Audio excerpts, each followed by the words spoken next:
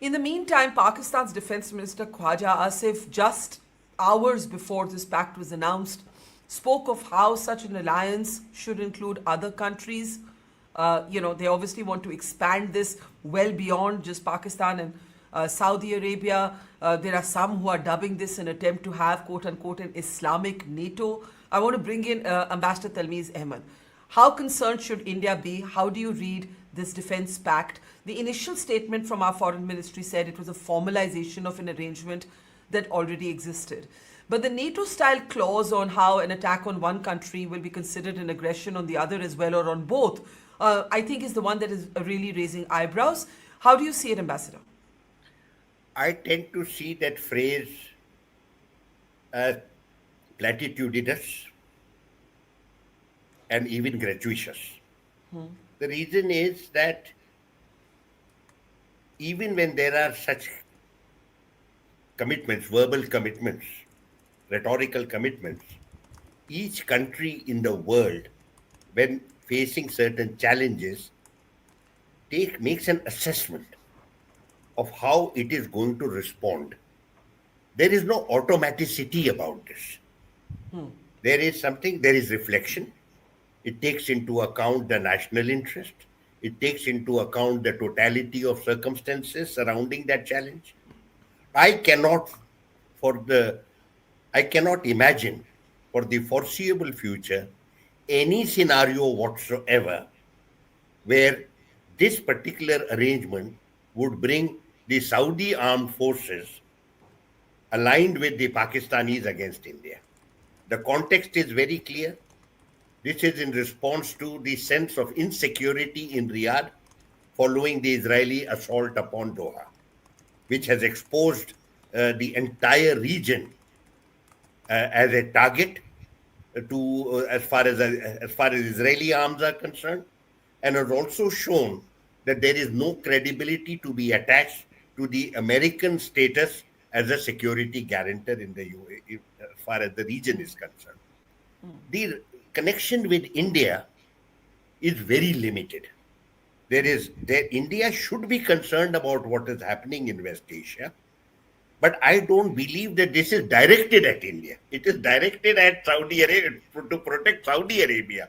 And therefore, for us to be ringing all these alarm bells, we must take into account the very substantial ties we have with Saudi Arabia. When we say strategic partnership, there is a very substantial military engagement with the Saudis. We have exercises with them regularly. We have dialogue with them. We have dialogue platforms involving the Prime Minister, the National Security Advisor, and the External Affairs Minister. We are very deeply engaged with each other on all issues of common interest.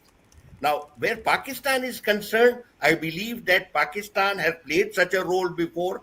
It has provided troops to the Saudis when required in the past, and possibly there are some troops there even now as I speak to you.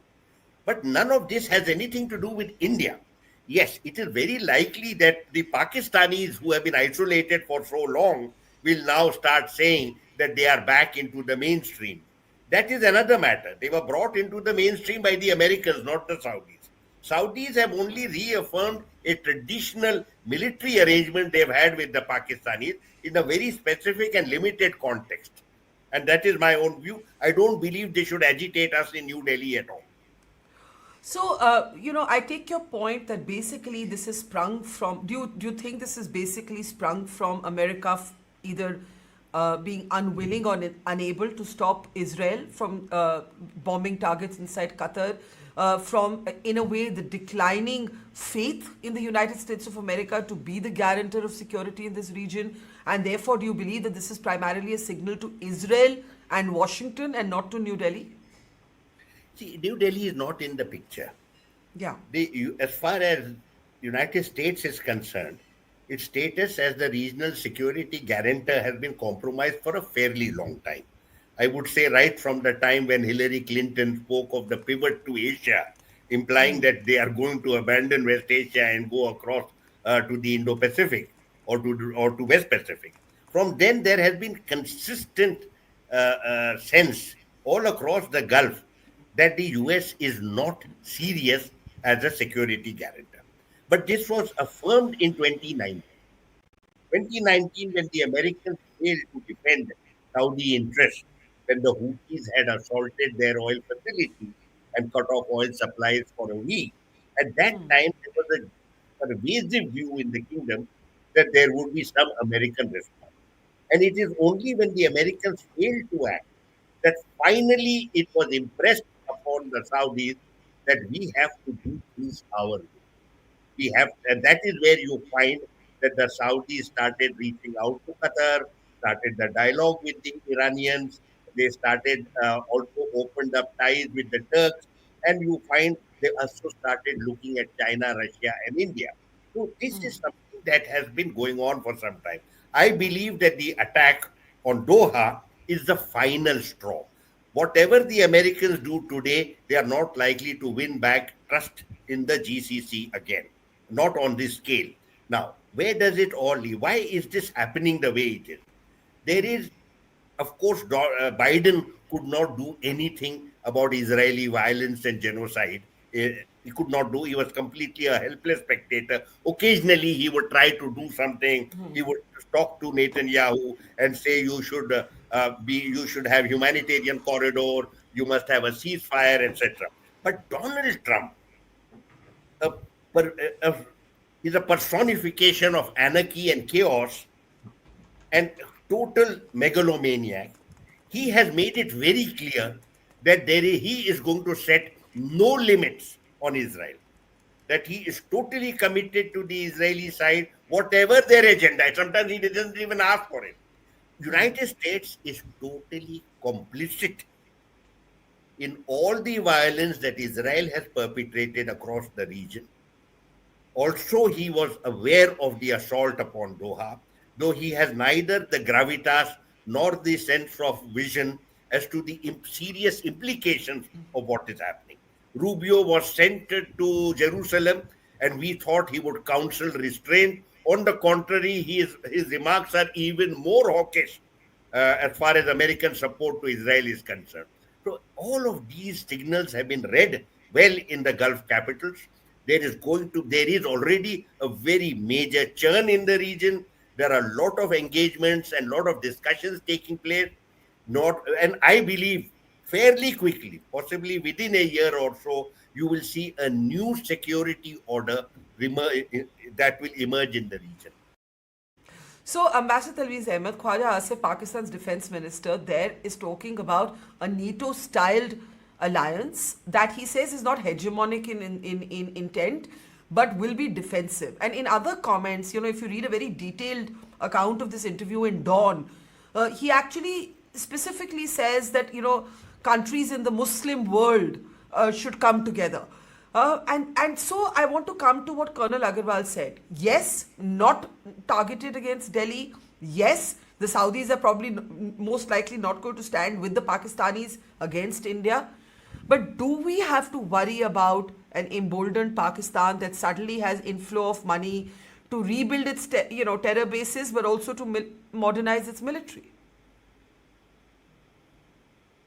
See, from Pakistan, we are familiar with rhetoric that has no basis in reality. They are, in many ways, a seriously troubled state and have considerable domestic weaknesses which they find themselves unable to address. As a result, what happens is from time to time, when something goes right and looks good, they go berserk and go to the other extreme. You've had an agreement 2 days ago on something. Yeah. Nobody knows the details. Nobody knows the content. Nobody knows what is actually expected of Pakistan. Nobody knows what is likely to happen in the coming years, coming months, and coming weeks and months. But already talking of an Islamic NATO, we've heard this language before. It's a very earlier. You remember we used to hear about this Islamic bomb. I Yes. don't know where that disappeared. Yes. Now there is this nonsense of the NATO. You need very substantial strategic consensus among countries that come together. The NATO that was formed in Europe is a consequence of the Second World War, the carnage of the Second World War, which itself had followed the First World War. No such thing has happened in the region. Pakistan is desperately searching for a role and uses this terminology of NATO. Nothing could be further from the truth. I want you to remember a few years ago, the Pakistanis at that time, no, the Saudis at that time, seriously threatened by Iran as they saw it, started the language of Islamic NATO. You know, in the context of the Arab Spring uprisings, when they had demonized Iran and had said Yeah. it has sectarian impulses, etc. They talked to, and they had brought together about 20 or 30 countries, and there were some exercises that took place at the Iraq border. What happened to that? There was no army was formed. The Saudis were very keen that there should be a Pakistani general, and therefore they shanghaied this gentleman Bajwa and brought, I think it was Bajwa, who was brought in and is now sitting in Riyadh, a general with no army behind him. I've been there. This is absolute nonsense, has no basis in reality. Similarly, I have to address the remarks of former Ambassador Hussein Haqqani. Yes. He has been he has made this absolutely baseless remark. Can you imagine a scenario where Saudis are going to fund Pakistan's militarization?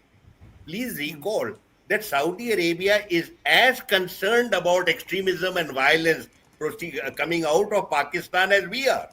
The basis on which we were able to build a strategic partnership with Pakistan took place after the Mumbai attacks.